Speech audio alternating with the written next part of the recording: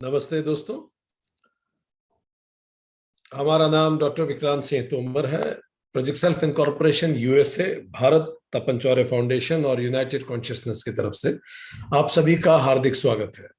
दोस्तों, हम लोग योग सूत्र सीरीज का अध्ययन कर रहे हैं और आज उस सीरीज का 58वां सेशन है। अभी तक जो हमने अभी तक योग सूत्र सीरीज में पहला सूत्र चैप्टर 3 में पढ़ा, धारणा चित्त का एक स्थान पर ठहर जाना है। सूत्र 2 ने हमें बताया ध्यान वो है जहां चित्त को एक तार लगाया जा सके। जब धारणा थोड़ा और अधिक स्थिर होती है तो हम उसे ध्यान कहते हैं।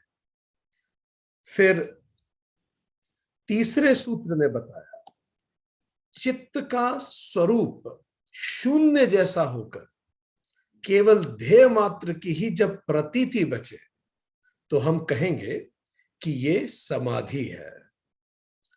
सूत्र 4 ने बताया जब धारणा, ध्यान और समाधि एक ही वस्तु पर स्थित हो जाए तो हम उसे संयम कहेंगे। सूत्र 5 ने बताया संयम की जैसे प्रज्ञा का प्रकाश होता है, संयम हो जाने से प्रज्ञा का प्रकाश विकसित होता है। तो फिर संयम को कैसे साधें, कहां से शुरू करें? सूत्र 6 ने कहा स्थूल, सूक्ष्म और सूक्ष्मेतर आदि समाधि भूमि में क्रम से प्रयोग करें। पहले स्थूल से शुरू करें, फिर सूक्ष्म पे जाएं, फिर सूक्ष्मेतर पे जाएं। ये सूक्ष्म, सूक्ष्मेतर या स्थूल ये क्या है?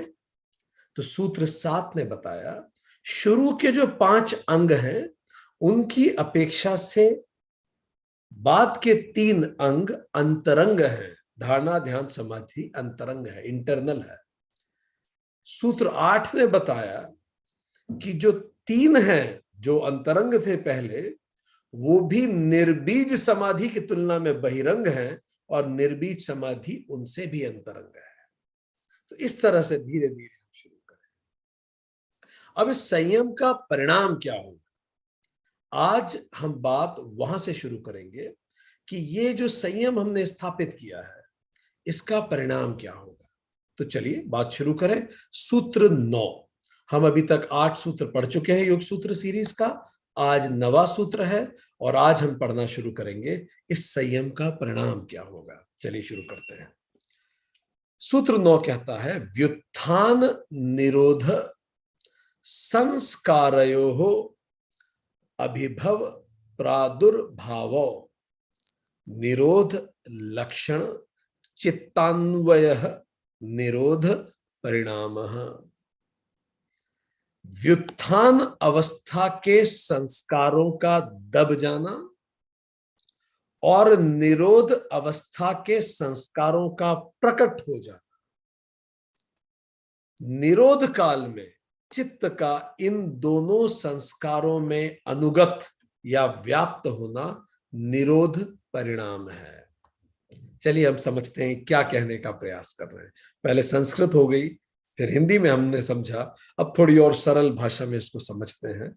महर्षि पतंजलि क्या कहना चाह रहे हैं? यदि किसी भी प्रकार की हम साधना करें, किसी ऋषि से जब पूछा गया कि मुझे कैसे पता लगे कि मेरी साधना फल दे रही है, सही दिशा में है, तो उन्होंने बिल्कुल सही उत्तर दिया कि यदि तुम्हारी साधना सही दिशा में है तो तुम्हारा प्रेम का स्फीयर बढ़ेगा। You will start loving everybody और तुम्हारा जजमेंट का स्फीयर श्रिंक होने लगेगा एंड यू विल जज nobody. You will stop judging and start loving. This is one parameter which is very simple to understand, जिससे हमें पता लगेगा कि हाँ, हमारा संयम इज वर्किंग, काम कर रहा है। हमारी ध्यान, हमारी समाधि, हमारी साधना काम कर रही है। It is working. जजमेंट कम होने लगे, और अभी जनरली होता ही हमारा जजमेंट का स्फीयर बढ़ता जाता है। हम देशों को, लोगों को, परिवारों को, रिश्तों को, समस्याओं को, सिचुएशंस को जज करते हैं। जब मूल रूप से प्रेम का स्फीयर बढ़े तो हम मानेंगे कि साधना सफल हो रही है। इसका मतलब क्या हुआ? इसका मतलब there should be some mental transformation. जैसे फिजिकल मसल बनते हैं, इस साधना से मेंटल मसल बनना शुरू होता है। सो ये जो मेंटल ट्रांसफॉर्मेशन है, ये 3 स्टेजेस में होता है। जब हम साधना कर रहे हैं, हमें कैसे पता लगेगा it is really working for me? There are 3 stages of this transformation. उसी के बारे में अब महर्षि पतंजलि बता रहे हैं। It is so scientifically crafted, step by step. तो हम वृत्तियों के निरोध के 3 चरणों की बात पहले कर आए हैं। अब हम जो मेंटल ट्रांसफॉर्मेशन होगा, कैसे मेंटल ट्रांसफॉर्मेशन होगा, उस पर हम बात करने चाहते हैं। सूक्ष्म सूक्ष्मेतर, स्थूल सूक्ष्म सूक्ष्मेतर, ये सब बात हो चुकी है। अब हम बात कर रहे हैं मेंटली कैसे ट्रांसफॉर्म करें। तो सूत्र 9 से 12 इसी पे फोकस कर रहा है। और सब्जेक्ट मैटर क्या है सूत्र का? 3 stages of mental transformation due to spiritual practices. क्या होगा? तो चलिए समझे। सूत्र 9, सारा दृश्य जगत प्रकृति कहलाता है। जो भी आप देखते हैं सभी को हम प्रकृति कहते हैं, ये आप अच्छे से जानते हैं। प्रकृति त्रिगुणमयी है, गीता में आपने पढ़ा है। सत्व का मतलब होता है बैलेंस, रज का मतलब होता है एक्टिविटी, तम तम का मतलब होता है डलनेस। जब भी हम आपको मेडिटेट कराते थे तो जिनमें रज होता था उनका मन चंचल हो जाता था, इधर उधर बहुत दिमाग चलने लगता था, कहीं यहां जाता था, कहीं वहां जाता था, 50 विचार दिमाग में आते थे। जिनमें तम ज्यादा होता था वो सो जाते थे और जिनमें सत्व होता था वो पूरे समय लगातार करते रहते थे। तो हर चीज सत रज तम से बनी है। इसको हम पहले पढ़ चुके हैं। ये ग्लास रुका हुआ इसीलिए है कि इसमें तम है, तम ज्यादा है रज की तुलना में। ये पानी इसीलिए हिल रहा है क्योंकि उसमें रज ज्यादा है तम की तुलना में। सो हर पल, हर क्षण, इलेक्ट्रॉन हो या पूरी प्रकृति हो, रज तम से जुड़ी हुई है और उसी के बैलेंस को सत्व कहते हैं। बैलेंस हो जाए। तो इसी तरह से मन भी तो प्रकृति का ही एक प्रकार है। हमारा मन भी इन तीनों गुणों से व्याप्त है। और प्रकृति का रजगुण मन को लगातार चंचल बना के रखता है। जो रजगुणी होते हैं आप देखिए, उनका मन बड़ा चंचल होता है, उनका मन एक जगह लगता ही नहीं। वो मल्टीटास्किंग के बिना खाली महसूस करते हैं। बहुत जल्दी वो बोर होने लगते हैं। क्या करें, बोर हो रहे हैं। दे वांट समथिंग, उनके दिमाग को कहीं एंगेज करना उन्हें बहुत जरूरी है। तो मन रज के कारण मन को स्थिर रखना मुश्किल, और रज हम सब में होता है। और आपको जानना है, सेशन 3 में इस पे चर्चा हुई है कि मन की कितनी स्थितियां होती हैं। तो जब रज होता है बहुत ज्यादा, तो हमने मन को कहा ये क्षिप्त मन है, fickle minded, aggressive people, lots of anxiety, lots of thought, bombarded with thoughts. इतने विचार दिमाग में आते हैं, दिमाग शांति नहीं रहता, क्षिप्त है। और पढ़ना योग सूत्र सीरीज 3 पढ़िए, सुनिए। पर कई बार मन में तम भारी होता है, तो इसको बोलते हैं मूढ़ मन, डिप्रेस्ड, डलनेस, डल हो जाता है, आलस आता रहता है, कितना ही सोलो और नींद आती रहती है, कुछ नहीं करने का मन करता, बस बैठे रहो आराम से। अरे क्या करना, कल कर लेंगे, ठीक। सुबह उठने का मन नहीं करता, खाना बनाने का मन नहीं करता, बन गया हो तो खाने का मन नहीं करता, खा लिया हो तो नहाने का मन नहीं करता, बस मन नहीं करता किसी भी काम का, डलनेस। जब रज और सत्व, जब सत्व बढ़ने लगता है, जब सत्व थोड़ा बढ़ता है और उसके साथ रज होता है, तो इसको बोलते हैं विक्षिप्त मन। विक्षिप्त मतलब डिस्ट्रैक्टेड माइंड है, मूड स्विंग्स बहुत होते हैं। ठीक, आज बहुत अच्छा लग रहा है, कल किसी बात पे मूड ऑफ हो सकता है। पिछले 10 दिन तो सर मजा आ गया, जबरदस्त गए, अभी पिछले 4 दिन से ठीक नहीं चल रहा है।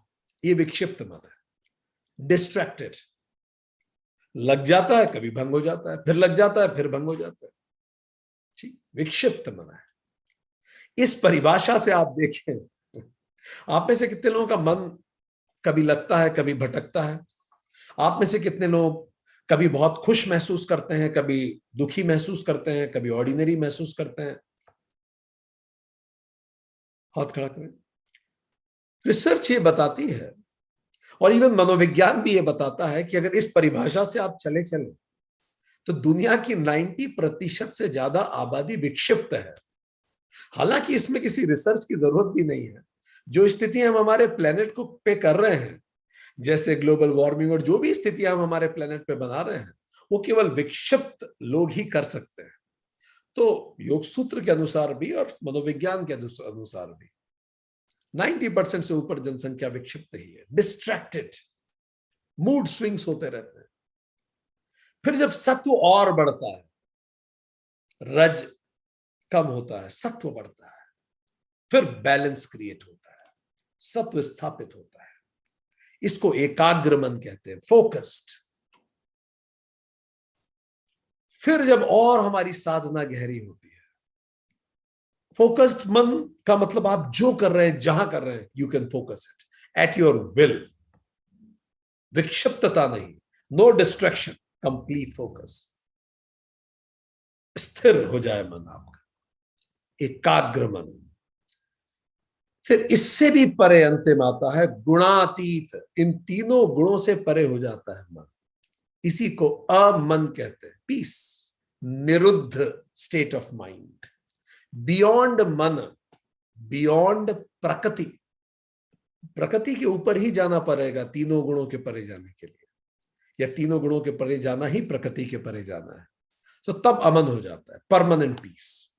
सो ये हमने इसीलिए बताया कि हम ये जाने कि ये मन इन सब चीजों का भंडार है। रज सत तम गुण लगे हुए हैं, बहुत सारी घटनाएं यादों के रूप में इस मन में स्टोर्ड है। तो मन संस्कारों का भी भंडार है। रजतम तो है ही, सतरजतम तो है ही, बहुत सारे संस्कार, इतनी सारी यादें, इतनी सारी मेमोरी, सब यहां स्टोर्ड है। सो मन संस्कारों का भंडार है, संस्कारास एक्यूमुलेटेड। तो सूत्र 9 बताता है ये दो प्रकार के संस्कार हैं आपके मन में। एक को कहा व्युत्थान संस्कार, उत्थान, प्रवृत्ति आती है, इससे प्रवृत्ति है। दूसरे को कहा निरोध संस्कार, इससे निवृत्ति आती है। आदि शंकराचार्य कहते हैं कि जब जब दुनिया में ऐसा होगा कि ये प्रवृत्ति और निवृत्ति का बैलेंस डिस्टर्ब होने लगेगा, जब जब प्रवृत्ति हावी होने लगेगी निवृत्ति पे, जब जब अधर्म धर्म पे हावी होने लगेगा, जब जब प्रगति प्रकृति पे हावी होने लगेगी, हम जंगलों का नाश करने लगेंगे, जब जब अहंकार इस कदर बढ़ेगा कि वो समृद्धि को समाप्त करने लगे, तब एक अवतार आता है। और अवतार क्या करता है? निवृत्ति को फिर से उठाता है और प्रवृत्ति और निवृत्ति को बैलेंस करता है। अभ्युत्थान धर्मस्य। सो वापस बैलेंस क्रिएट करने का काम करता है अवतार, भगवत गीता ने कहा। सो दो तरह के संस्कार हर व्यक्ति के अंदर होते हैं। एक को कहेंगे व्युत्थान संस्कार। संस्कार means something that propels you, habits आप कह लें, टेंडेंसीज आप कह सकते हैं लूज ट्रांसलेशन में, ठीक है। सो दो तरह के हमारे अंदर संस्कार हैं। व्युत्थान मीन्स जो आपको एक्टिविटी में लगाता है, निरोध संस्कार जो आपको एक्टिविटी से दूर करता है, निवृत्ति की तरफ लगाता है। It restrains your mind and that activates your mind.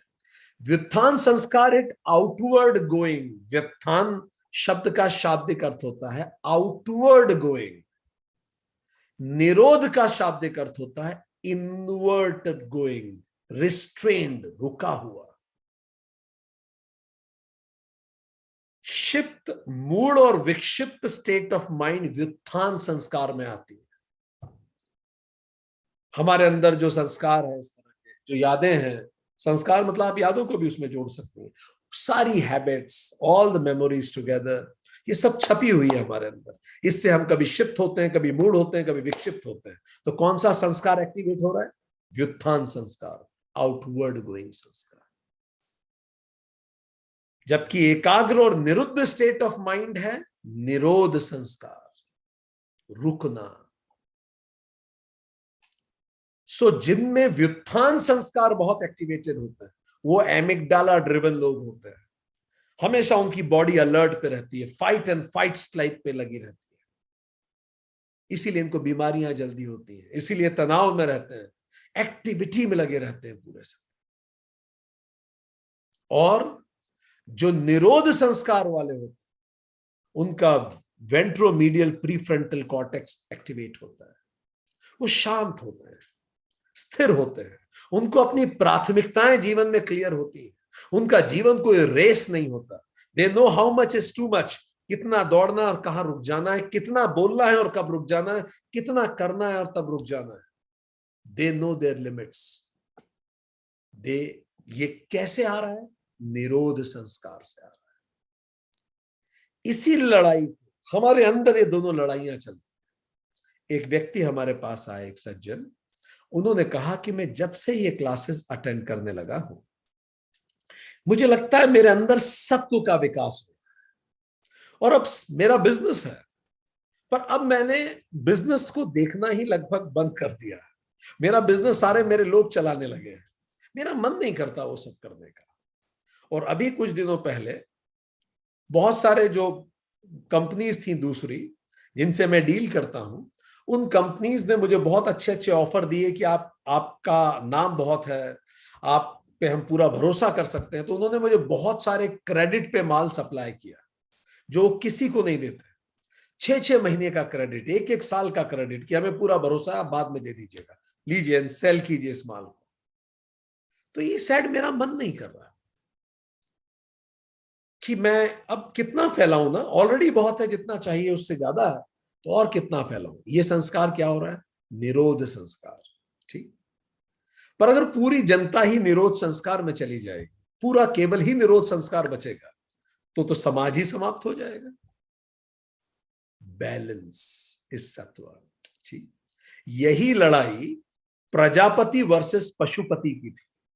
Pashupati Lord Shiva, निवृत्ति मार्गी, निरोध संस्कार के प्रतीक।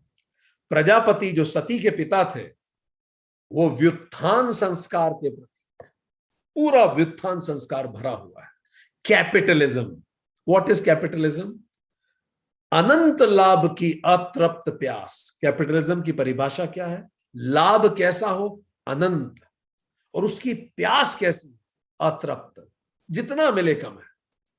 तो जब आप पूरे ही व्युत्थान संस्कार में हो जाएंगे, ना तो आप परिवार को समय दे पाएंगे, ना खुद को समय दे पाएंगे, ना स्वास्थ्य को समय दे पाएंगे। पूरी वर्क लाइफ बैलेंसिंग आपकी बर्बाद रहेगी। दुनिया के 10 सबसे अमीर लोगों का व्यक्तिगत जीवन पढ़िए, व्यवसायिक नहीं, उनका व्यक्तिगत जीवन पढ़िए, आपको जानकारी मिलेगी। जब व्युत्थान संस्कार चरम पे होगा, आप सबसे अमीर कैसे हो? क्योंकि व्युत्थान संस्कार आप में चरम पे है। तो दुनिया के सबसे 10 अमीर लोग जो हैं, उनका व्यक्तिगत जीवन देखेंगे तो आप पाएंगे व्युत्थान संस्कार की क्या कीमत उन्होंने चुकाई है, रिश्तों नातों में, स्वास्थ्य में। ठीक। बिल गेट्स में व्युत्थान संस्कार एक जमाने में बहुत था। अभी कुछ दिनों से उनके अंदर निरोध संस्कार बढ़ने लगा है। वो कह रहे हैं मैं अपनी सारी संपत्ति दान करने वाला हूं, मैं टॉप 10 में भी नहीं रह जाऊंगा, मैं दुनिया के सबसे अमीर आदमियों में भी नहीं बचूंगा। ये दोनों संस्कार हमारे अंदर चलते रहते हैं। तो सूत्र 9 क्या कह रहा है? व्युत्थान अवस्था के संस्कारों का दब जाना और निरोध अवस्था के संस्कारों का प्रकट हो जाना। निरोध काल में चित्त का इन दोनों संस्कारों में व्याप्त होना निरोध परिणाम है। ये स्टेज 1 है। स्टेज 1, कभी मन इधर जाता है, कभी मन उधर जाता है, कभी मन ऐसा सोचता है और कभी मन वैसा सोचता है। This is stage 1। ठीक। तो स्टेज 1 ऑफ ट्रांसफॉर्मेशन क्या है?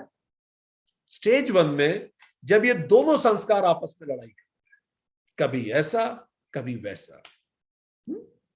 तो कई बार ऐसा होता है शुरू शुरू में कि आपका व्युत्थान संस्कार जीतता है। व्युत्थान संस्कार के पीछे रज हो सकता है, रज जीतता है, और निरोध संस्कार हार।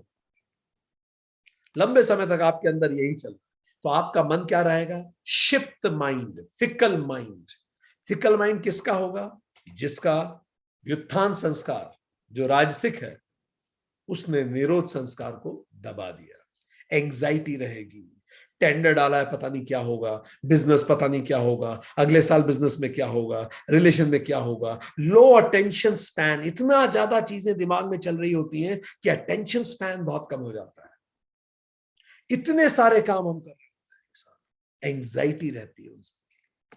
ठीक, कई बार ऐसा भी होता है कि जो व्युत्थान संस्कार है, प्रवृत्ति मूलक, प्रवृत्ति वाला, आउटगोइंग, जगत की तरफ जो देखता है, जगत प्रपंच वाला, ये तमस से प्रेरित हो सकता है। तो व्युत्थान संस्कार डोमिनेट कर रहा हो आपके निरोध संस्कार को, पर ये व्युत्थान संस्कार तम से हैवी हो, तो आप डिप्रेस फील करेंगे। निरोध और डिप्रेशन में अंतर है। आप डिससेटिस्फाइड फील करेंगे लाइफ से, कंफ्यूज्ड रहेंगे, डिसीजन नहीं ले पाएंगे, रादर डिजेक्टेड फील करेंगे, लो एनर्जी फील करेंगे, काम टालेंगे, स्लीपी फील करेंगे। ठीक, आप में से कोई इनमें से किसी स्थिति से गुजर रहा है अभी जितनी हमने बताई? इसके बाद यह स्टेज 1 ही हम आपको बता रहे हैं, स्टेज 1 में यही चलता रहता है। फिर कभी क्या होता है, बिल्कुल ये बॉक्सिंग के राउंड की तरह है, कभी निरोध संस्कार हरा देता है, और कभी, अभी एक कोई मूवी, हम किसी ने हमें उसका एक क्लिपिंग भेजा था, नेटफ्लिक्स पे कोई एक वो था, पता नहीं कोई सीरियल था या क्या था, उसमें एक आईएएस अफसर होते हैं, उनके अंदर गांधी का रूप आ जाता है। तो ऐसा बताया, एक रिटायर्ड आईएएस अफसर था, जैसा उसमें बताया है नाटक में, वो काफी भ्रष्ट था, और वो भ्रष्टाचार करके बहुत सारा दाएं बाएं इधर उधर कुछ कुछ करता रहता, और जैसे ही गांधी का रूप उसमें आता था वो सब उजागर कर देता था, लोगों को बता देता था मैं ऐसा कर रहा हूं, फिर पकड़ा जाता था। फिर जब वापस गांधी का रूप उतरता था, फिर अपने आप को फिर से बचाता था, फिर गांधी का रूप आता था तो फिर से बता देता था सब कुछ क्या क्या गलत किया। सो ये दो बातें जैसे मुन्ना भाई में होता है। सो कई बार विक्षिप्त मन, ये विक्षिप्त मन है, मूड स्विंग्स हो रहे हैं, कभी सत्व हावी है, कभी रजतम हावी हो गए, कभी व्युत्थान संस्कार हावी है, कभी निरोध संस्कार। तो at times focus, at times disturbed, ये इस तरह से चलता रहता है। जैसे हमने उनकी बात कही कि बिजनेस में क्या करूं, प्रॉफिट कमाऊं या फिर मैं क्या करूं इस समय। कभी मन करता है अंदर से कि यार ये बिजनेस तो प्रॉफिट के लिए होता है, फिर पर कभी मन करता है यार अब और कितना करेंगे, ऐसे तो अनंत समय भागते रहे। ये कौन सा मन है अभी इनका? Stage 1 of transformation. ये स्टेज 1 में क्या हो रहा है, इनके दोनों संस्कार आपस में टकरा रहे हैं। आप में से किसी के साथ होता है ऐसा, ये दोनों संस्कार आपस में टकराते हैं? दौड़ें कि रुकें, करें कि ना करें, बी और नॉट बी, टू बी और नॉट टू बी। तो ये हम सब लोग जो उन्होंने हाथ खड़े किए, ये स्टेज 1 पे आ गए हैं। इनमें सत्व बढ़ रहा है, और अंदर ही अंदर एक कंफ्यूजन चलता है कि क्या करें, कितना करें, कितना ना करें, कब रुक जाएं। ठीक, अच्छा, अब इस जंग में कौन जीतेगा? ये जो अंदर जो दो भेड़ियों की जंग हो रही है, इसमें कौन जीतेगा?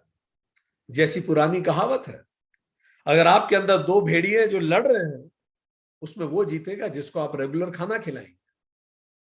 अगर आप चाहते हैं निरोध संस्कार जीते, तो आप उसको खाना खिलाइए। इसका पोषण क्या है? विवेक, वैराग्य और उसका अभ्यास।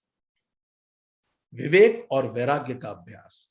ठीक, सत्व बढ़ेगा, और उसके बाद हम लाइफ को बैलेंस करेंगे, हम रज ड्रिवन नहीं रहेंगे। ठीक, सो हमने उन व्यक्ति को सलाह ये दी, कैसे बैलेंस करने का मतलब हुआ, हमने उन्हें यह सलाह दी कि आप ऐसा करें, आपका मन नहीं है व्यवसाय ज्यादा करने का, पर आपके स्टाफ को तो ग्रोथ चाहिए। उन्होंने कहा मेरे स्टाफ को तो ग्रोथ चाहिए। तो जब आपके स्टाफ को ग्रोथ चाहिए, आपका मन नहीं है, आपको जो करना था कर लिया, पर आपने इतनी बड़ी कंपनी चालू की, उनको तो ग्रोथ चाहिए ही चाहिए। सो क्यों ना आप एक ट्रस्टी के रूप में अपनी कंपनी चलाएं। उन लोगों को बोलें कि भाई आप अपना ऑब्जेक्टिव्स बना के मुझे बताइए कि आप क्या अचीव करेंगे। मैं ठीक है, मैं ज्यादा काम लेने को तैयार हूं, पर ज्यादा काम का मैं ज्यादा प्रेशर अपने ऊपर नहीं लूंगा। Let's make a trusteeship way of doing the business, and उनके ऊपर जिम्मेदारी दें कि अगर आपको ग्रोथ चाहिए तो आप बताइए आप कितना, कब, कैसे डिलीवर करेंगे। और इससे भी बड़ी बात, फील्ड को छोड़ के भागने का नाम आध्यात्म नहीं है। क्या मैं कितना भी व्यवसाय करके खुद को बिल्कुल शांत रख सकता हूं, यह अध्यात्म है। बात करेंगे इस पे। सो डेलिबरेट, रिपीटेड, रेगुलर प्रैक्टिस जरूरी है निरोध संस्कार के लिए। इसी प्रैक्टिस को क्या कहते हैं? यम नियम प्योरिटी ऑफ माइंड देंगे, आसन प्योरिटी ऑफ बॉडी देगा, प्राणायाम प्रत्याहार स्टेबिलिटी ऑफ माइंड देगा। इससे क्या होगा? निरोध संस्कार मजबूत होगा। निरोध संस्कार मजबूत होगा, संस्कार का मतलब हम बता चुके हैं, मेंटल इंप्रिंट्स ऑफ रिपीटेड टास्क। कोई भी काम जब आप बार बार रिपीट करते हैं तो उसी को संस्कार कहते हैं, उसका जो मेंटल इंप्रिंट बनता है। जब आप बार बार यम नियम आसन प्राणायाम प्रत्याहार करेंगे तो आपका निरोध संस्कार बनेगा। सो निरोध संस्कार क्या है? Mental imprint of repeated actions to stabilise mind. आपका मन शांत रहना चालू हो जाएगा। फाइन। तो क्या अचीवमेंट होते हैं निरोध संस्कार के? अचीवमेंट क्या है निरोध संस्कार? अब हुआ क्या, आपने क्या किया? स्टेज 1 में आपका सबसे बड़ा अचीवमेंट होगा, आप इन दोनों को बराबर कर लेंगे। निरोध संस्कार विल बी इक्वल, सत्व स्थापित हो गया, बैलेंस हो गया। निरोध संस्कार इक्वल हो गया व्युत्थान संस्कार से। अचीवमेंट क्या होगा? संस्कारों की वृत्तियों का बाहर प्रकट होना रुक जाएगा। ठीक है, इसका मतलब क्या है? वृत्तियां बाहर प्रकट नहीं होंगी।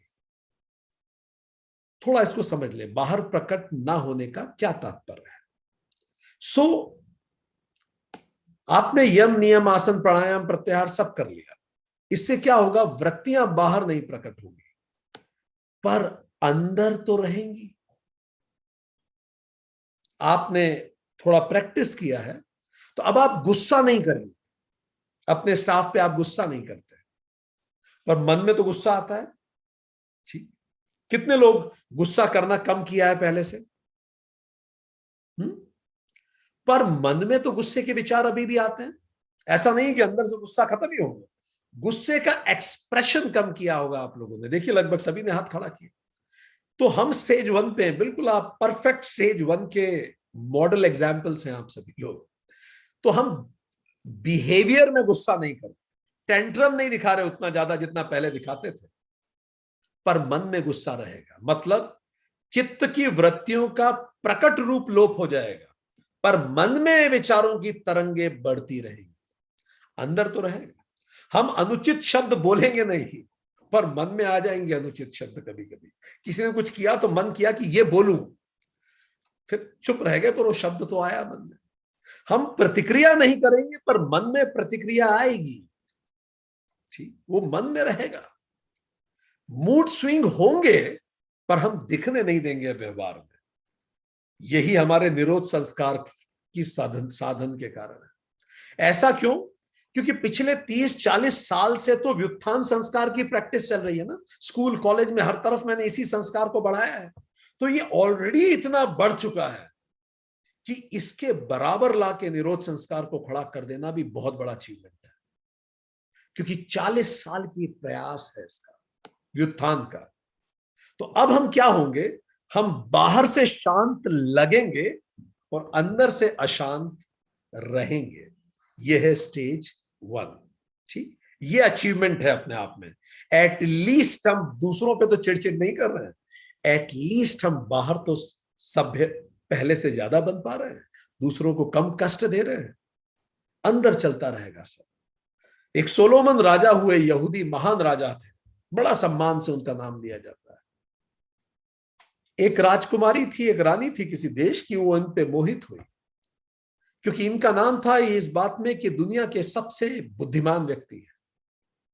तो उसने सोचा क्यों ना इनकी परीक्षा लूं बुद्धिमानी की, इससे पहले कि मैं निर्णय लूं कि मैं इनसे शादी करूंगी।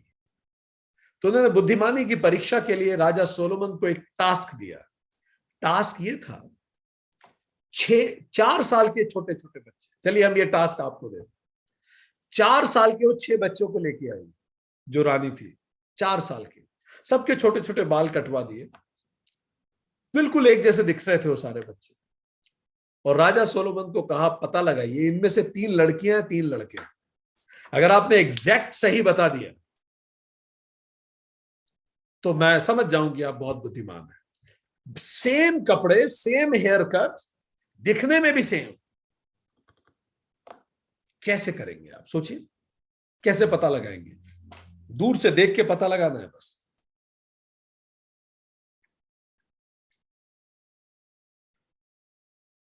चार साल के बच्चे। राजा सोलोमन ने एक आईना मंगवाया और सबके सामने एक आईना रख दिया और राजा सोलोमन ऑब्जर्व करने लगे। तो राजा सोलोमन ने ऑब्जर्व किया और उसके बाद उन्होंने 3 बच्चों को हटाया, बोला ये तीनों लड़कियां हैं। तो रानी ने पूछा आपको कैसे पता? राजा सोलोमन ने बोला कांच के सामने आते ही उनके अंदर की जो स्त्रीण प्रवृत्ति है वो जागृत हुई और उन्होंने खुद को निहारना शुरू किया। वो जो डीएनए आपके अंदर है वो थोड़ी बदल सकता है इतनी जल्दी। व्यवहार सामने से दिखना बदल जाएगा पर वो जो अंदर है, मन में जो विचार है वो तो चलते रहेंगे, आपके जो स्त्रैण गुण है वो तो रहेंगे। तो राजा सोलोमन ने इस तरह से पता लगाया कि अंदर से तो चीजें चलती रहेंगी। ठीक। दूसरा अचीवमेंट क्या है स्टेज 1 का? मन सामान्यतः एकाग्र बना रहेगा, अब विक्षिप्त से सामान्य एकाग्र की तरफ मन बढ़ेगा। जनरली मन शांत रहना चालू होगा, ये फर्स्ट स्टेज की अचीवमेंट है। व्यवहार में विनम्रता दिखेगी, शांति दिखेगी, आप बड़े विनम्र हो जाएंगे व्यवहार। मन अंतर्मुखी होना चालू हो जाएगा, अकेलेपन में घबराएंगे नहीं, अच्छा लगेगा शांति से बैठना। ऐसा हो रहा है आप लोगों के साथ? Yes I agree, if you mail also do it. ठीक। देन 5 सेंसेस से मन विड्रॉ होना चालू होता है। आप क्या सुन रहे हैं, आप क्या देख रहे हैं, उसमें आप पहले से ज्यादा सेलेक्टिव होना चालू हो जाएंगे। मैं वही देखूं, वही सुनूं जो मुझे लक्ष्य की तरफ ले जा रहा है। क्या ये सब हो रहा है आपके साथ? I don't know if it is happening to you. Tendency of all pointedness कम हो जाएगा, विचार दिमाग में पहले से कम हो जाएंगे, कई प्रश्नों के उत्तर मिल चुके होंगे, जहां मन भागता था वो प्रश्न उत्तरित हो चुके होते हैं। सो टेंडेंसी ऑफ ऑल पॉइंटेडनेस कम हो जाएगी, विचार कम आएंगे। हमने बोला ना प्राणायाम धीरे धीरे, प्राणायाम प्रत्याहार अपने आप आपके विचारों को सीमित करता है, मन पर पहले से ज्यादा कंट्रोल होता है। अब मन शांत हो जाता है, चित्त भूमि तैयार होती है। यही निरोध परिणाम है, stage 1 of transformation. Make sense? सूत्र 10 कहता है तस्य प्रशांत वाहिता संस्कारात, निरोध संस्कार से चित्त की गति प्रशांत होती है, गहरी होती है चित्त की गति। सो अपने आप थोड़ा धीर हो जाएंगे, गंभीर हो जाएंगे, गहरे हो जाएंगे। तो ये पहली स्टेज के अंत में आप इस स्थिति में पहुंच जाएंगे। ठीक। पर इस स्थिति में भी कुछ लिमिटेशंस रहेंगी स्टेज। क्या? What are the limitations of stage 1? प्रवृत्तियों का व्यवहार में प्रकट होना तो रुक जाएगा पर विचार में तो बना रहेगा। अंदर संस्कारों की वृत्तियां बनी रहेंगी।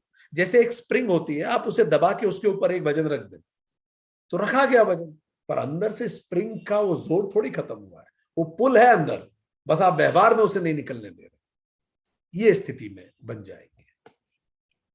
अभ्यास रेगुलर करना इसमें बहुत जरूरी है। व्यवहार का अभ्यास में जरा सी कमी आने पर व्युत्थान संस्कार फिर हावी हो जाएंगे, जगत प्रपंच पुनः लील लेगा, लीला शुरू हो जाएगी, माया जाल फिर से घेर लेगा और कहानी फिर से वही पहुंच जाएगी, क्षिप्त और मूड पे, विक्षिप्त क्षिप्त मूड पे। ठीक, मन अभी भी पूर्ण नियंत्रण में नहीं है। ऐसा नहीं है मैं जब चाहूं जहां चाहूं मन लगा सकता हूं। हाँ, कई बार जब बहुत परेशान होते तो मन नहीं लगता चीजों। एकाग्रता है पर इतनी भी सघन नहीं है कि भंग ना हो सके। तो जब हमारे अंदर ये दोनों संस्कार बराबर हो जाए, दोनों भेड़िए बिल्कुल टक्कर के हैं, ठीक, तो अब स्टेज 1 पूरी हो गई। ये स्टेज 1 की लिमिटेशंस थी और अचीवमेंट्स भी हमने आपको बताया। ठीक, दिस इज स्टेज 1। अब हम समझेंगे इसके बाद क्या होगा। Then come stage 2। स्टेज 2 सूत्र 10 बताता है। स्टेज 2 ऑफ मेंटल ट्रांसफॉर्मेशन, सर्वार्थता, सूत्र 11, सर्वार्थता एकाग्रतयो क्षय उदयो चित्तस्य समाधि परिणाम। पहले को क्या कहा, निरोध परिणाम। ये हुआ, निरोध करने का मैंने प्रयास किया, रोका, तो उसका परिणाम ये हुआ, बराबरी हो गई। अब आगे चले, बैटल चल रही है अंदर। सर्वार्थता एकाग्रतयो, चलिए एक एक शब्द से। अब इसके बाद क्या होगा, सेकंड लेवल, सर्व मतलब सभी, अर्थता मतलब डायरेक्शंस, सब दिशाओं में। तो मन जो सभी विषयों की ओर जाता है, ठीक, जिससे चित्त विक्षेप रहता है, उसमें धीरे धीरे जैसे रजगुण बंद तो धक्का देगा ही, इसलिए चित्त इधर उधर भागता रहेगा। भले सत्व है पर स्टिल रजगुण खत्म नहीं हुआ, कम नहीं हुआ है, रजगुण है अभी, तो धक्का देता रहता है। इसलिए चित्त सारे विषयों में जाता है। कभी मन यहां करता है, कभी मन ये करने का करता है, कभी वो करने का करता है। बच्चों को देखो, जिनको करियर का डिसाइड करना है, ये कर लें, वो कर लें, ऐसा करें, वैसा करें, कितने थॉट्स आते हैं। इसी को भगवत गीता कहती है बहुशाखा बुद्धि। इसी को योग सूत्र क्या कह रहे हैं, सर्वार्थता। सर्वार्थता की जो स्थिति है, मल्टीपल पॉइंटेड माइंड, ये समाधि के पहले शुरुआती चरणों में दिमाग में मल्टीपल थॉट्स होते हैं, मल्टीपल परसेप्शंस होते हैं। कोई भी सेंस ने कोई जानकारी दी, कोई याद ट्रिगर हो जाती है, फिर अपने आप उस चीज में दिमाग चला जाता है। इस पर अपने पहले भी बात की, ऑल पॉइंटेड माइंड रहता है। तो यहां क्या कह रहे हैं सूत्र में, क्षय, इसका क्षय हो जाता है, ऑल पॉइंटेड माइंड एलिमिनेट हो जाता है। स्टेज 2 में इतनी जगह दिमाग घूमना कम कर देता है। ऑल पॉइंटेड माइंड, सर्वार्थता, क्षय, और क्या कह रहे हैं, एकाग्रता, वन पॉइंटेड माइंड। सभी विषयों को त्याग कर मन एक विषय पर ठहर जाए, उदय हो, उदय होता है उसका, rise of one pointed mind, इसको हम कहेंगे समाधि परिणाम। ठीक, मन की जो वृत्ति है, जो बहुशाखा चंचल मन है, अपनी पसंद की विषय में ही मन स्वतः लग पाता है। मन कई बार स्वतः लग जाता है किसी चीज में, पर किसमें लगता है, जिसमें आपको पसंद आ रहा है, आपको मजा आ रहा है। नापसंद चीज में मन नहीं लगता। जैसे खेलने में लोग, बच्चों का मन लगता है, पढ़ने में नहीं लग रहा, किसी का रीडिंग में लग रहा है, नौकरी में नहीं लग रहा। सो कई बार हम अपने मन से ही परेशान हो जाते हैं, यार मन नहीं लग रहा तो क्या करें अब हम। आप में से कितने लोगों के साथ ऐसा हुआ है, कितने लोगों ने कहा है जब मन नहीं लग रहा तो हम क्या करें, what to do then, I feel helpless, क्या करूं, मैं बैठ गया किताब खोल के, मन नहीं लग रहा, मैं चला गया ऑफिस काम में, मन नहीं लग रहा, मैं उससे मिलने चला गया, मन नहीं लग रहा, क्या करें जब नहीं लग रहा। तो हम अपने मन से ही परेशान हो जाते हैं, we become slave of our thoughts, many thoughts comes. तो यहां समाधि परिणाम कैसे इसको कन्वर्ट करता है, इसमें 3 चीजें देखिए। पहले में हमने 5 लिम्स पे बात कर ली, 5 लिम्स जब सधते हैं तो निरोध परिणाम आता है। अब धारणा ध्यान समाधि जब सधने लगती है तो संयम आता है। यही स्टेज 2 है। स्टेज 2 में संयम आना चालू होता है। हमने पिछले सेशन में पढ़ा है, हम संयम का अभ्यास करते हैं, ठीक, तो धीरे धीरे केवल एक ही वृत्ति बचती है, हम पढ़ चुके हैं, जो ध्येय स्वरूप होती है, बस फिर ध्येय के अलावा कुछ नहीं दिखता। ऐसी स्थिति आ जाती है स्टेज 2 में। केवल सीन बचता है, कंप्लीट एब्सॉर्प्शन। योगी जब चाहे, जहां चाहे, जितनी देर चाहे, जिस पे चाहे मन को संयमित कर सकता है। It is called inner mastery, complete inner mastery होती है, complete freedom in site, plug unplug replug at my will, एकाग्र मन, एकाग्र मन। अब अंदर क्या हुआ इन दोनों भेड़ियों के साथ? हुआ ये अंदर निरोध परिणाम ने हरा दिया व्युत्थान परिणाम। ठीक, व्युत्थान परिणाम नॉकआउट, गिर पड़ा है, इनर विक्ट्री हो गई, complete control over my self. मैं जब चाहूं प्रवृत्ति करूं, जब चाहूं रोक लूं, मेरी मर्जी। निरोध इतना ताकतवर है कि मैं जब चाहूं बढ़ूं, जब चाहूं रुक जाऊं, कोई मुझसे करवा नहीं रहा, अब मैं डिसाइड कर रहा हूं। अनेक वृत्तियों में भटकने वाला मन मानो एक खूंटे से बांध दिया उसको, ये हो गया, खूंटे से बंध गया मन। ठीक, ये बिल्कुल वैसा है जैसे एक हॉल में बहुत सारे लोग बैठे। जरा कल्पना कीजिए, एक हॉल है, खूब सारे लोग बैठे और हंगामा है, मतलब आपस में बात कर रहे हैं, अभी वक्ता आया नहीं है इसलिए बात कर। अचानक स्टेज पे वक्ता आता है और एकदम से उस पे लाइट जाती है। अब जैसे ही वक्ता, जिसके लिए आप आए थे इस ऑडिटोरियम में, आप कोई गजल सुनने आए थे जगजीत सिंह की, या फिर अरिजीत सिंह की कोई गाना सुनने आए थे, अभी तक अरिजीत सिंह आया नहीं है, तो हॉल में बातें चल रही है, अचानक अरिजीत सिंह आके खड़े हुए स्टेज पे, तो क्या होगा? दो चीजें होंगी एक साथ। क्या होगा बताइए? एकदम से आपका जो बहुशाखा मन है वो रुक जाएगा। इससे बात करूं, यहां देखूं, वहां देखूं, एकदम से मन वहां से रुकेगा, बहुशाखा रुक जाएगा, उसका क्षय क्षय हो जाएगा। और दूसरा काम क्या होगा? मन एक वक्ता की बात पे केंद्रित हो जाएगा, उसके गाने पर केंद्रित हो जाएगा, एकाग्रता का उदय होगा। यही समाधि परिणाम है। बस इसको अपनी मर्जी से कर लें तो हमने कहा समाधि परिणाम हो गया। तो समाधि परिणाम का मतलब मन बहुशाखा से हट जाएगा और एक शाखा पे आ जाएगा। धारणा, ध्यान, समाधि से संयम आ जाएगा, मन में विचारों का संयम आ जाएगा। तो पहली स्टेज में क्या था याद कीजिए, व्यवहार रुका था पर विचार वैसे के वैसे ही थे। अब स्टेज 2 में क्या होगा हमारे साथ? अब हमारे मन की वृत्तियों का फ्लक्चुएशन रुकने लग जाएगा, विचार समाप्त होने लगे, थॉट्स स्टेबल हो जाएंगे। अब व्यवहार में ही परिवर्तन नहीं, मन में परिवर्तन आएगा। यह है स्टेज 2। अब मन में क्रोध नहीं आएगा। ऐसा नहीं है कि मुझे क्रोध आया और पर मैंने बोला नहीं, नहीं, अब क्रोध ही नहीं आ रहा है। अब मन में अपशब्द नहीं आएंगे, अब मन में प्रतिक्रिया ही नहीं होती, अब मन में मूड स्विंग्स नहीं होते। अब व्यवहार में परिवर्तन आया है। पहले व्यवहार में परिवर्तन आया था, अब विचार में परिवर्तन आया। क्योंकि व्यवहार में परिवर्तन तो तात्कालिक होता है, अंदर तो विचार वही थे, गुस्सा आ रहा था, पर अब और गहरा उतरा है। थोड़ा सा ऐसे समझे, कल्पना कीजिए आप गाड़ी ड्राइव कर रहे हैं, जो हम कह रहे हैं बिल्कुल एग्जैक्टली उसको कल्पना करके देखिए। आप किसी हाईवे पे जा रहे हैं और आप 100 किलोमीटर पर आवर की रफ्तार से गाड़ी ड्राइव कर रहे हैं, ठीक है। वहां बोर्ड लगा हुआ हाईवे के किनारे, मैक्सिमम स्पीड 80 और आपकी गाड़ी 100 पे है, धन से आप निकल गए, ठीक। बोर्ड पे आपने पढ़ा भी मैक्सिमम स्पीड 80, पर आप निकल गए।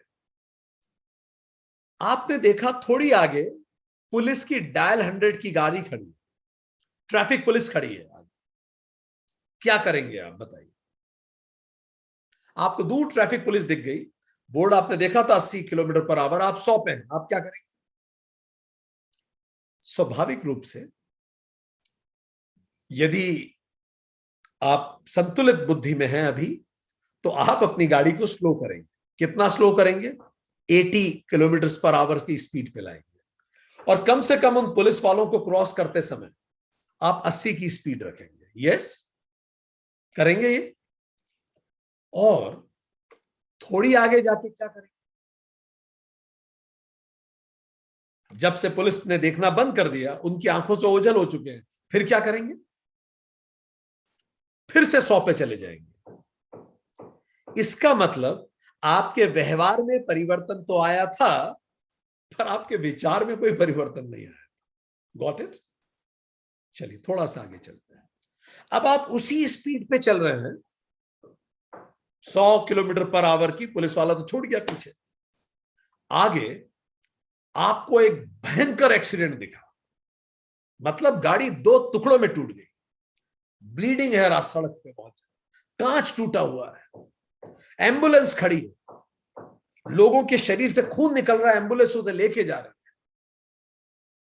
और लोग, आपने रुक के पूछा क्या हुआ, तो बताया यार ये दोनों गाड़ियां बहुत तेज आ रही थी, एकदम से टकरा गई।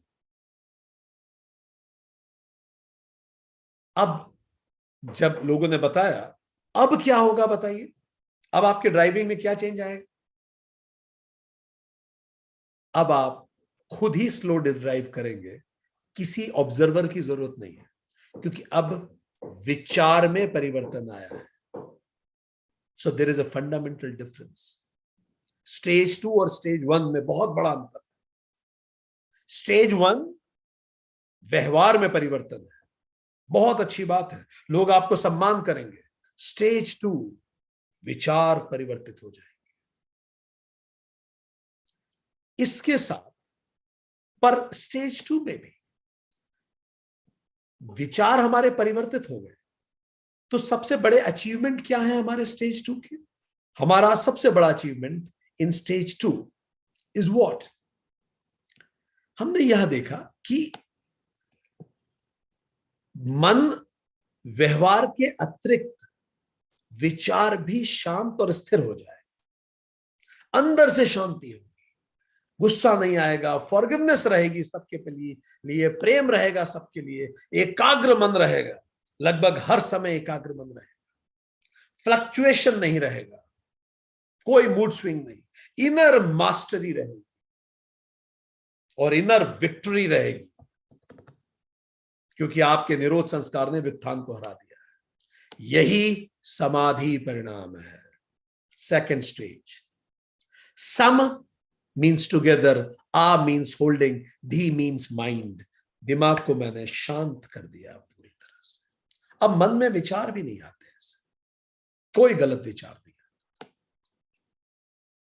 पर इसकी एक लिमिटेशन है। लिमिटेशन क्या है? व्यवहार व विचार शांत और निर्मल हो जाएंगे, हो गए ये दोनों, पर बेहद अंदर संस्कार का बीज अभी भी दबा रहेगा, जो समय और परिस्थिति आने पे फिर से प्रस्फुटित हो जाएगा, उसकी संभावना रहेगी। ऐसा नहीं कि गुस्सा मेरे अंदर समाप्त हो चुका है, उसका बीज है। कई बार कुछ रेयर घटनाओं में वो एकाग्रता फिर से भटक सकती है, क्योंकि मन में अभी भी वासना बची है। मन रिजर्वायर है संस्कारों का। Mind is what? एक्यूमुलेटेड संस्कार। सो कहीं गहरे में बीज रूप में वो संस्कार, वो वासना है कि मुझे प्रशंसा मिले, मुझे शक्ति मिले, मुझे प्रेम मिले, मुझे सम्मान मिले, वो वासना भी है, पर वैसे विचार नहीं आ रहे। अब ये सच है, व्यवहार भी वैसा नहीं, पर वासना भी है। तो ये सेकंड स्टेज का अचीवमेंट है। इसमें डीप रूटेड टेंडेंसीज रहती है सीड फॉर्म में, और समय आने पर, मौका मिलते ही वो फिर से प्रकट हो जाती है। वृत्तियां समाप्त होती है, पर संस्कारों के बीज अभी भी रहते हैं। This is called stage 2। अब हम जाएंगे स्टेज 3 पे। What is stage 3? इसके बाद क्या होता है? Stage 3 is third level of transformation. ततः पुनः शांत उदितो तुल्य प्रत्ययो चित्तस्य एकाग्रता परिणाम। पहला निरोध परिणाम, दोनों बराबर लड़ रहे थे। दूसरा समाधि परिणाम, उसको गिरा दिया नीचे, निरोध संस्कार में मुक्का मार के उसको गिरा दिया, रिंग में नीचे गिरा पड़ा है वो जो व्युत्थान संस्कार है, पर वो मरा नहीं है, वो गिरा हुआ है। हो सकता है फिर से खा पी के खड़ा हो जाए, अभी आपको केवल फील्ड में वही दिख रहा है, निरोध संस्कार। स्टेज 3, ततः पुनः शांत उदितो तुल्य प्रत्ययो चित्तस्य एकाग्रता परिणाम। तब फिर शांत और उदित होने वाली, शांत और उदित होने वाली दोनों ही वृत्तियां एक सी हो जाएंगी, तब वह चित्त का एकाग्रता परिणाम है। शांत और उदित होने वाली दोनों ही वृत्तियां एक सी हो जाएंगी तो वो एकाग्रता परिणाम है। जरा इसको समझ लें, एकाग्रता का मतलब क्या है। तीसरा स्टेज है एकाग्रता परिणाम। एकाग्रता का मन क्या है, मतलब क्या है। एकाग्रता मन में स्थित पिछली आकृति, वो जो भी आकृति आप ध्यान लगा रहे हैं, तो आपका पिछली जो आकृति थी देह की, जिस पे भी आपने ध्यान लगाया है, पिछली आकृति शांत होती है और बिल्कुल समान दूसरी आकृति का उदय होता है। ये बड़ी इंपॉर्टेंट बात कही। हम कई बार चकित होते हैं ये सोच के कि उस जमाने में इन लोगों ने इतना कैसे सोचा। वो कह रहे हैं कि ये जो ध्यान है, ये जैसा आप समझ रहे हैं वैसा नहीं है। ऐसा नहीं है कि मन एक ध्येय पे लग गया तो और कुछ भी नहीं आ रहा है दिमाग। एक्चुअली है ये जैसे मूवी जो चलती है, आप देखते हैं पीवीआर में जब जाते हैं तो एक रील होती है, रील में बहुत सारे फोटोग्राफ होते हैं, वो फोटो को बहुत तेजी से घुमाया जाता है तो पिक्चर जैसा दिखता है। पता है ना आपको ये सब, यू नो दिस। रील में स्टिल्स होते हैं, यू मेक दो स्टिल्स फास्ट फॉरवर्ड तो इट लुक्स कि एक पिक्चर चल रही है। पीपल नो दिस, आपको पता है ये, गुड। अब एक काम सोचे, मतलब वो तो चल रहा है, रील लगातार चल रही है और पिक्चर चलती जा रही जो आप मूवी देख रहे हैं। बट आप कल्पना कीजिए, वो जो 1 लाख स्टिल है जो एक साथ चलाने से मूवी बन रही है, वो 1 लाख स्टिल फोटोग्राफ एक जैसे ही हो तो क्या होगा। पूरी 1 घंटे की मूवी चलती रहेगी पर फोटो एक ही बना रहेगा। देखने को तो केवल एक ही चीज है सामने, पर एक्चुअली ये 1 लाख बार बदल चुका है। ये वो कह रहे हैं, मन में स्थित पिछली देह की आकृति और जो नई देह की आकृति वो बिल्कुल एक जैसी है। तो आपको लगता ही नहीं है कि आपका ध्यान अलग हुआ, पर मन चंचल है। अब हो क्या रहा है, मन इस इमेज से हटके वापस सेम इमेज पे आ रहा है, फिर सेम इमेज से फिर सेम इमेज, पर है उसी पे ध्यान लगाता है। मन रजगुण के कारण चंचल रहता है, स्थिर नहीं होता, वो बहता रहता है जैसे कोई फिल्म चल रही है। किंतु जैसा हमने बताया, फिल्म में कई स्टिल इमेजेस होती है जो एक के बाद एक तेज आने से हमें डायनामिक मोशन का आभास देती है। पर यहां क्या हो रहा है, ध्यान जब हम लगा रहे हैं, जब हम ध्यान लगा रहे हैं तो क्या हो रहा है, पिछली इमेज जो एक्स थी, ठीक, मैंने ध्यान लगाया एक्स पे, शिव जी पे मैं ध्यान लगा रहा हूं, थोड़ी देर बाद क्या हुआ, अगले ही सेकंड उनके गले में एक सांप आ गया, अब ये वाई इमेज हो गई, देखो ऑल्टरनेशन हो गया। फिर थोड़ी देर बाद उनके पीछे कैलाश पर्वत भी आ गया, जेड हो गया। अब क्या हो रहा है, इसको मैं क्या कह रहा हूं, डिस्ट्रैक्शन हो रहा है। फिर थोड़ी देर बाद पार्वती जी भी आ गई, फिर बच्चे भी आ गए, फिर ये सब हो गया, मैं डिस्ट्रैक्टेड हो रहा हूं। फिर बच्चों से मुझे अपने बच्चों की याद आ गई, फिर कैलाश से याद आ गई, यार और टूर बिल अभी तक क्लियर नहीं हुआ, कंपनी में जमा किया, डिस्ट्रैक्टेड। ठीक, ये अस्थिर, ये चंचल मन है।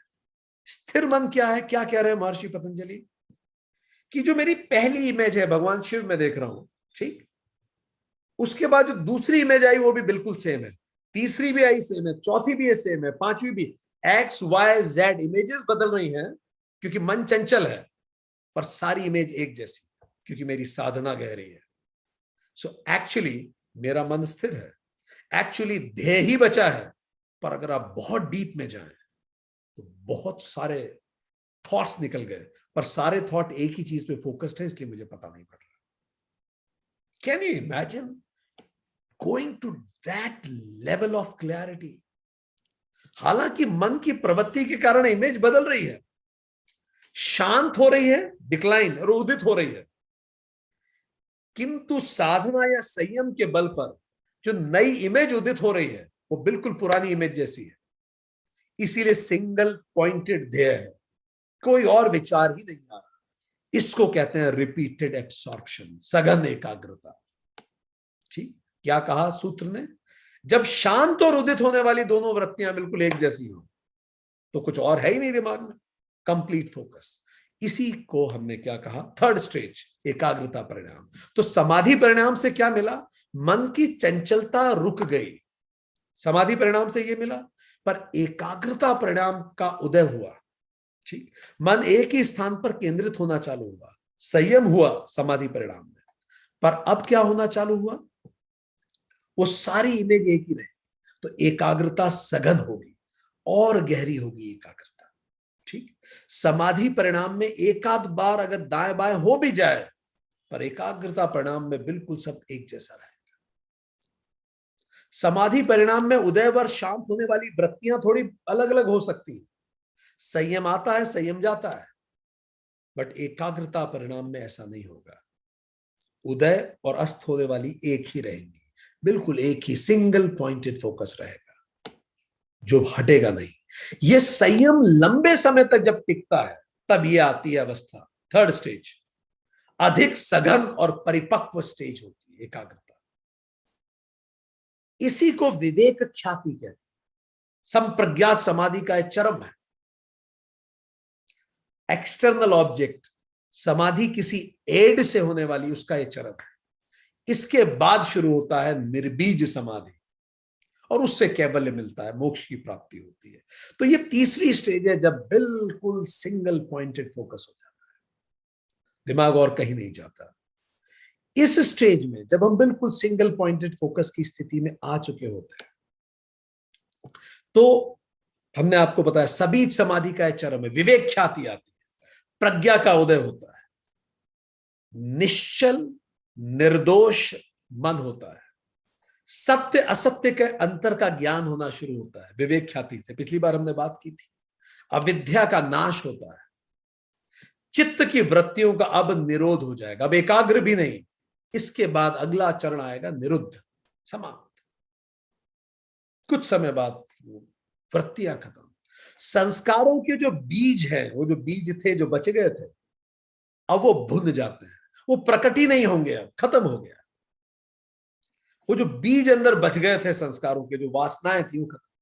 क्यों खत्म हो गई? क्योंकि सत्य का ज्ञान हो गया। सत्य क्या है? कि मैं आत्मा हूं, अहम ब्रह्मास्मि। तो अपने आप सारी वासनाएं खत्म हो गई, निर्बीज समाधि का उदय हुआ, कैवल्य की प्राप्ति हुई, मेरा स्वभाव बदला, आंतरिक स्वभाव बदला थोड़ा सा।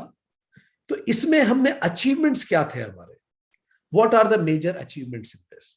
हम अचीवमेंट्स के रूप में हम जाने, विवेक ख्याति की प्राप्ति होती है, ब्रेन खुलता है, सत्य असत्य का भान होता है, माया दिखती है, ये प्रपंच है पूरा, जगत प्रपंच समझ में आने लगता है, व्यवहार विचार और संस्कार तीनों शांत हो जाते हैं।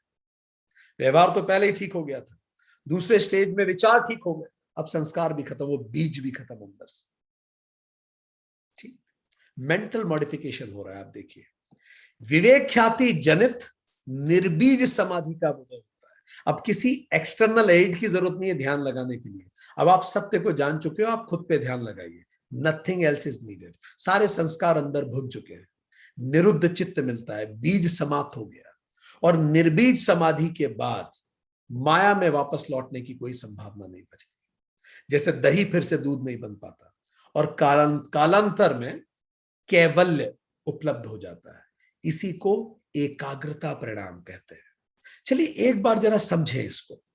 इस पे हम पहले भी बात कर चुके हैं, अगर आपको याद हो, कि योग सूत्र सेशन 35 में अध्याय 2 सूत्र 10 और 11 में बताया था क्रिया योग को कैसे करें। याद है क्या कहा था? पहले जो क्लेश की वृत्तियां हैं उन्हें क्रिया योग से सूक्ष्म कर दें। फिर सूत्र 11 ने कहा था फिर ये जो सूक्ष्म वृत्तियां हैं इसको ध्यान योग से प्रसुप्त कर दें, और फिर क्या करें? निर्बीज समाधि से इन वृत्तियों को अपने कारण में लय कर दें। ये पहले भी बात हो चुकी है, पर महर्षि पतंजलि इसको और संयम से जोड़ के समझाना चाहते हैं, इसलिए उन्होंने बताया कि संयम के ये परिणाम होंगे, एकाग्रता परिणाम, सबसे पहले निरोध परिणाम, एकाग्रता परिणाम, फिर संयम, फिर एक बार निरोध परिणाम, समाधि परिणाम और एकाग्रता परिणाम। जरा हम समझें हमारे अंदर दिखेगा क्या फर्स्ट सेकंड थर्ड स्टेज में। अभी हम क्या हो रहा है, व्यक्ति, कई ऐसे व्यक्ति हैं जो इस रास्ते पे है ही नहीं, वो गुस्सा करेंगे खुद पे, दूसरों को, बहुत एग्रेसिव है। जो स्टेज 1 पे वो उसको गुस्सा आएगा पर करेगा नहीं। स्टेज 1 कब मिलती है, जब 5 लिम्स आप कंट्रोल कर चुके होते हैं, शुरू के 5 यम नियम आसन प्राणायाम प्रत्याहार, ठीक। जो स्टेज 2 पे है उसे गुस्सा आएगा ही नहीं, पर हाँ गहराइयों में गुस्से का बीज रहेगा, कभी आ सकता है गुस्सा, ऐसा नहीं खत्म हो गया। ये कौन अचीव कर पाता है, जिसने बाकी 3 लिम्स भी साध ली, संयम आ गया, अब गुस्सा नहीं आ सकता। ये कौन सा हो गया, second stage, which is called समाधि परिणाम। एकाग्रता परिणाम थर्ड स्टेज में क्या होगा, गुस्सा, वो अन्य सारी वृत्तियां धीरे धीरे समाप्त होने लगेंगी, वो बीज खत्म होने लगेगा। आम व्यक्ति परेशान होगा और परेशान दिखेगा। फर्स्ट स्टेज का जो व्यक्ति होगा परेशान होगा पर दिखेगा। सेकंड स्टेज में परेशान नहीं होगा पर गहराइयों में परेशानी बनी रहेगी, बैक ऑफ द माइंड में चलता रहेगा, काम चलता रहेगा उसका, अच्छा कोई आसपास पता नहीं लगा सकता। थर्ड स्टेज वाला गहराइयों में बिल्कुल परेशान नहीं है।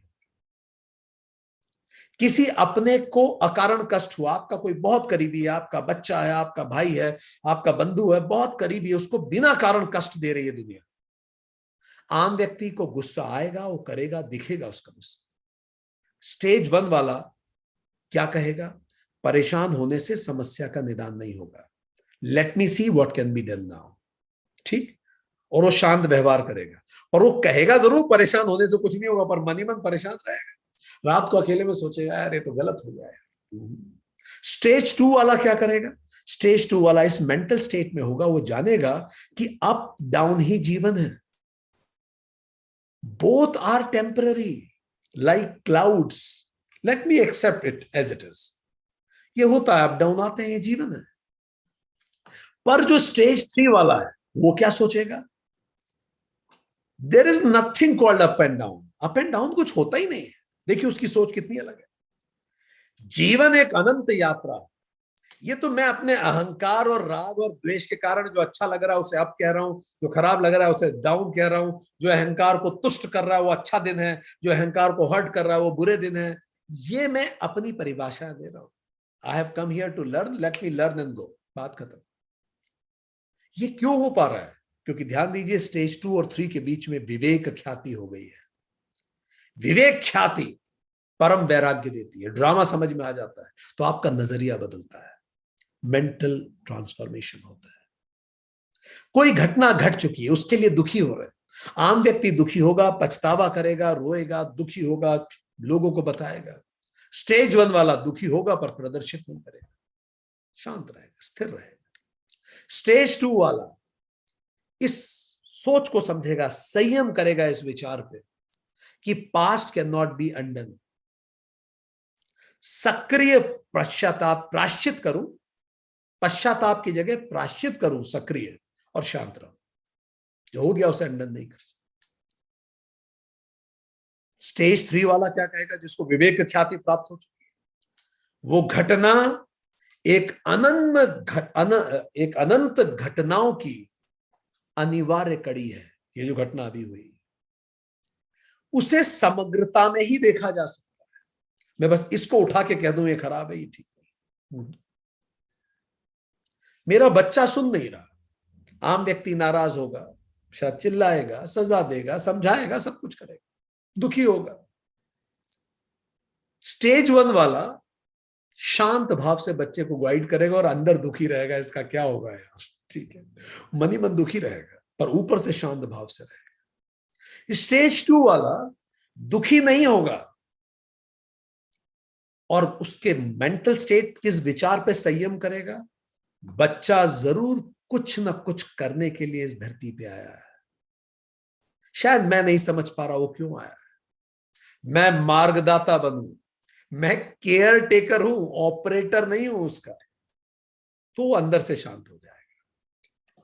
स्टेज 3 वाला जो विवेक ख्याति प्राप्त हो चुकी है, वो कहेगा ये मेरा बच्चा ही नहीं है, ये एक पृथक जीवात्मा है जो अपनी यात्रा पे है, हम लोग सहयात्री हैं, come on, Who am I to do anything for them? It is his journey. Let him. So he will have a very different, profound understanding of the same situation. So let's just understand it more figuratively, ताकि हमें ये बात और बेहतर समझ में आए. So हमने क्या समझा इसमें, हम एक बार उसको सामने देखते हैं. निरोध परिणाम इज द स्टेज 1. अटेंशन किसका होता है? Withdraw of attention from senses to the inner self. ये स्टेज 1 चल रही है आपकी. टेंडेंसी ऑफ माइंड क्या होती है? ऑल पॉइंटेडनेस कम होने लगती है, पर अभी भी बहुत सारे विचार रहते हैं. ठीक है. ग्रॉस मीन्स ऑफ फोकस रहता है. आप किस चीज पे ध्यान करते हैं? मूर्ति पे, कोई भी ग्रॉस चीज. इसकी एलिजिबिलिटी क्या है? कब आपको शुरू करना चाहिए स्टेज 1? इसकी एलिजिबिलिटी है मुमुक्षुत्व. आप वास्तव में योग साधना के लिए सिंसियर हो. अभी आपने यम नियम कुछ भी नहीं किया हो तो भी चलेगा. मुमुक्षुत्व, सिंसियरिटी चाहिए. मुमुक्षुत्व क्या है? वेदांता सीरीज 12 अटेंड कीजिए. साधन चतुष्ट है, पूरी डिटेल है. 1.25 घंटे केवल इस शब्द पे बात है. आगे बढ़े. इसके लिए जब आप इस यात्रा में होते हैं तो इसमें कौन से अंग आप साधते हैं? यम नियम आसन प्राणायाम प्रत्याहार, ये 5 कर लीजिए, आप स्टेज 1 पे पहुंच जाएंगे. ठीक. चित्त भूमि आपकी तैयार हो जाएगी. अब योग्यता प्राप्ति है आपकी आगे बढ़ने के लिए. आपका मन तैयार है. संस्कार की वृत्तियां क्या होंगी? बाह्य प्रकट होती हैं, अंदर चलती रहती. परिवर्तन आप में क्या होगा? आपका व्यवहार बदलेगा. ठीक. और इसके अंत में क्या होगा? जब ये निरोध परिणाम स्टेज 1 ऑफ ट्रांसफॉर्मेशन पूरा हो जाएगा तो व्युत्थान संस्कार निरोध संस्कार के बराबर हो जाएगा. निरोध संस्कार ताकतवर हो गया, बराबर हो गया. अभी तक तो पिछले 40 साल से व्युत्थान संस्कार थे. गुड लीप, निरोध संस्कार आ गया. विक्षिप्त मूड और विक्षिप्त चित्त से अब हम कैसा चित्त होने लगेगा हमारा? स्थिर एकाग्र चित्त. सामान्यतः एकाग्र, हमेशा एकाग्र नहीं, सामान्यतः एकाग्र. वैराग्य का यह प्रकार कौन सा? वशीकार वैराग्य. ठीक. इसी को उपाय प्रत्यय कहते हैं. हमें यहां मेहनत करनी है, मेहनत छोड़ने से काम नहीं चलेगा, प्रयास करना पड़ेगा. अवस्था कौन है? आप क्या कहलाएंगे? साधक हो गए. स्थिति क्या है? यम नियम पूरे सद गए तो मानव है आप, और आसन प्राणायाम प्रत्याहार साध लिए उस लेवल पे जो हमने पढ़ा है तो अति मानव बन सकते हैं. स्टेज 2. स्टेज 2 में क्या होगा? अब अटेंशन सिंगल पॉइंट होने लगेगा. सेंसेस से विड्रॉ किया, टेंडेंसी ऑफ वन पॉइंटेडनेस उठेगी. समाधि परिणाम. इसकी एलिजिबिलिटी क्या है? शुरू के 5 लिम्स आपके सध जाने चाहिए. इसमें किन चीजों को साधा जाता है? धारणा, ध्यान, समाधि. इसका रिजल्ट क्या मिलेगा? संप्रज्ञात समाधि आपसे सध जाएगी जब आप इसके चरम पे होंगे. और विवेक ख्याति, विवेक प्राप्त होगा. सत्य सत्य का ज्ञान मिलेगा. इससे क्या होगा? जब आपका विवेक जगेगा, संस्कार की वृत्तियां अंदर प्रकट होना भी रुक जाएंगी, पर बीज अभी भी बना रहे. संस्कार की वृत्तियां अंदर प्रकट होना रुक जाएंगी. व्यवहार ही नहीं, अब आपके विचार भी बदलेंगे. और अब निरोध संस्कार नॉक डाउन कर देगा व्युत्थान संस्कार को. नीचे पड़ा हुआ है. सामान्य एकाग्र चित्त से अति एकाग्र चित्त की तरफ आप बढ़े. अब चित्त अति एकाग्र होने लगेगा. ये जो वैराग्य आपको मिलेगा इसके चरम पर, सेकंड स्टेज जब चरम पे जाएगी, इसको परम वैराग्य कहेंगे. योग सूत्र में हमने इसे पढ़ा है सेशन 16 में, फिर से पढ़े चाहे तो. वेदांता में 12 सेशन में आप पढ़ेंगे. गीता में सेशन 15 पे इसका उल्लेख है. योग सूत्र में 1.16 सूत्र में इसका उल्लेख है. भव प्रत्यय. अगर आप इतना करके इस धरती से जाते हैं तो अगले जन्म में कुछ करने को नहीं बचेगा. अगले जन्म में नहीं बचेगा. इतना अगर ये स्टेज क्रॉस करके व्यक्ति एक्सपायर होता है तो बस फिर पैदा होना बाकी है. इसी को कहते हैं योगी. और स्थिति क्या है? अब आप देव बन जाएंगे अगर आपने संयम साध लिया है. एकाग्रता परिणाम, ये स्टेज 3 आ गई. Mental modifications. अब attention repeatedly remains on one point only. एक ही पॉइंट पे रिपीटेटिवली अटेंशन रहता है. हमने बताया वो फ्रेम बदल, सेम चीज आती रहती है. रिपीटेड एब्सॉर्प्शन होता है एक ही पॉइंट पे. ठीक. नो मीन्स, अब आपको किसी एक्सटर्नल मीन्स की जरूरत नहीं है। नो एक्सटर्नल मीन्स, अब आप खुद पर, पुरुष पर, स्वयं पर फोकस करते हैं।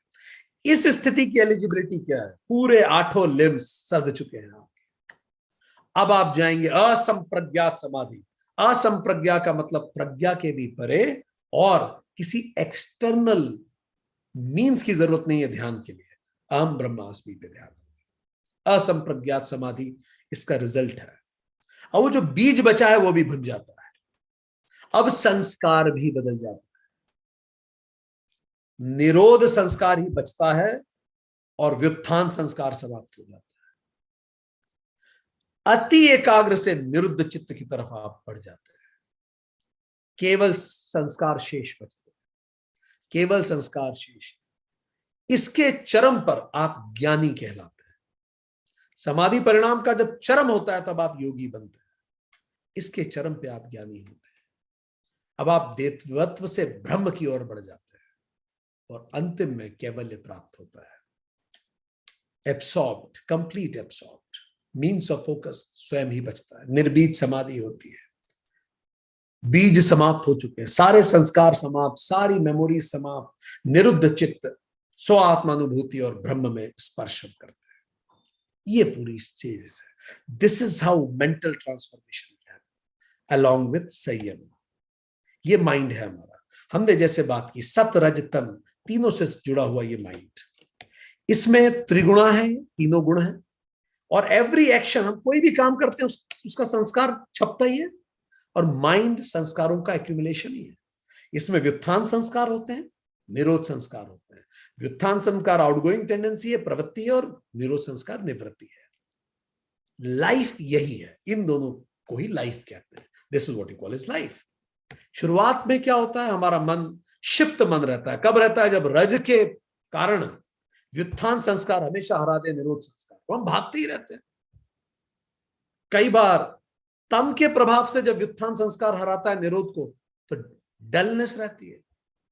पर जब बराबरी की लड़ाई होती है, कभी ये उसको हराता है, कभी वो उसको हराता है, तो हम कहते हैं विक्षिप्त मन हो गया भाई। कभी फोकस्ड है, कभी नहीं। फिर हम ध्यान साधना शुरू करते हैं। अब ये बराबर लेके आते हैं हम इसको।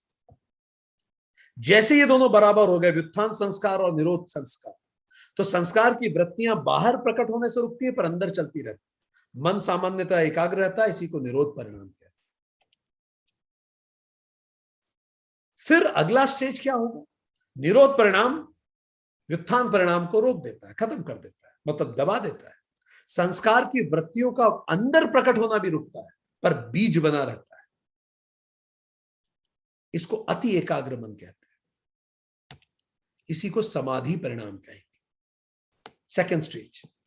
फिर क्या होगा? अब केवल निरोध संस्कार बचे, बीज भी भुन गया, निरुद्ध मन हो गया।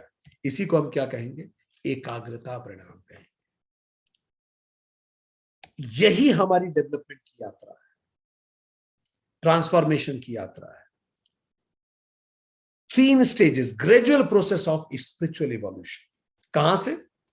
यहां से, चक्के को लेके दौड़ने से ऑटो तक, ऑटो से प्लेन तक, और प्लेन से अंततः रॉकेट बन जाने तक। This is how we will grow, and this is how spiritual journey helps us to grow. So ये जो पूरा हमने पिछली बार पढ़ा, संयम हमें मदद करता है निरोध परिणाम, समाधि परिणाम और एकाग्रता परिणाम से होते हुए स्व आत्मानुभूति करने के लिए। So these are the 3 stages of mental transformation जो हमने आज पढ़ी। आज के लिए इतना ही। Thank you very much.